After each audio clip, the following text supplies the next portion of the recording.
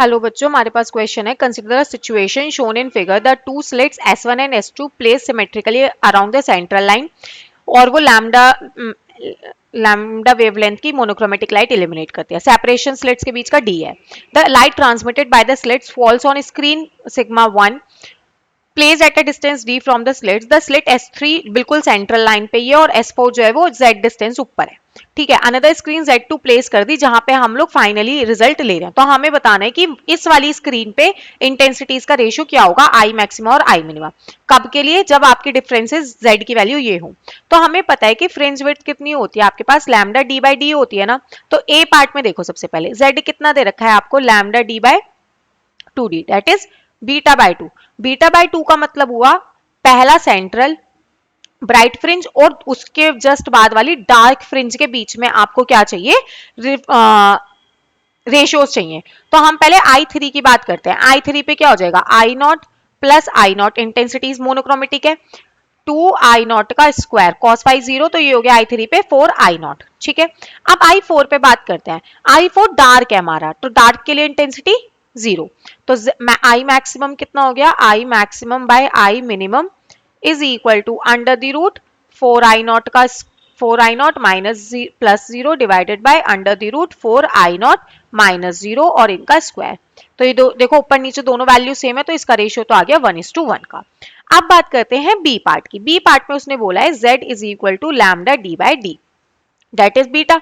Beta का मतलब है ब्राइट फ्रिंज और ब्राइट फ्रिंज दोनों ही सेंटर ब्राइट, एक सेंटर ब्राइट फ्रिंज एक उसके बाद वाली ब्राइट फ्रिंज, इनके बीच की रेशियोज चाहिए।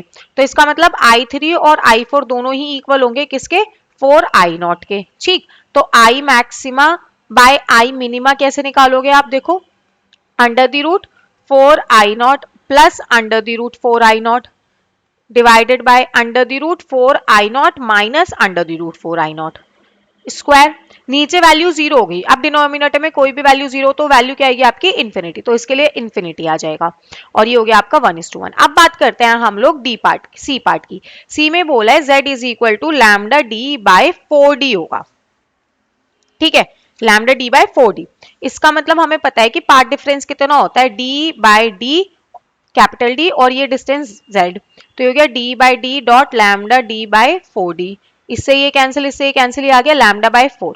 तो फेज डिफरेंस कितना हो जाएगा हमारे पास, 2 pi by lambda dot lambda by 4 is equal to pi by 2 का फेज डिफरेंस है। ठीक है, हमें ये पता है कि I3 पे तो 4 I नॉट ही होने वाली है। अब हम I4 पे निकाल लेते हैं कितनी होगी।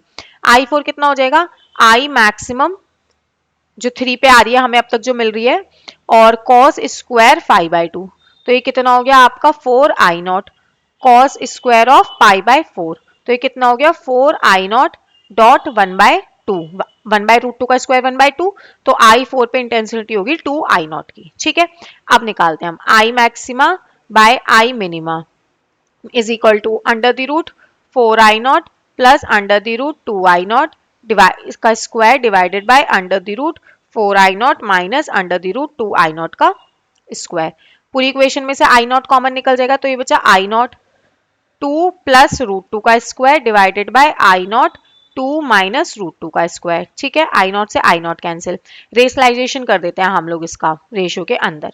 तो ये हो गया आपका 2 plus √2 divided by 2 minus √2 into 2 plus √2 divided by 2 minus √2 2 plus √2 का होल स्क्वायर। ये वैल्यू ऊपर वाली मिलेगी आपको 6 प्लस 4√2 डिवाइडेड बाय 4 माइनस 2 हो गया का स्क्वायर चल रहा है अभी भी। ठीक है, 2 और ऊपर से 2 कॉमन लिया तो कितना हो गया 3 प्लस 2√2 का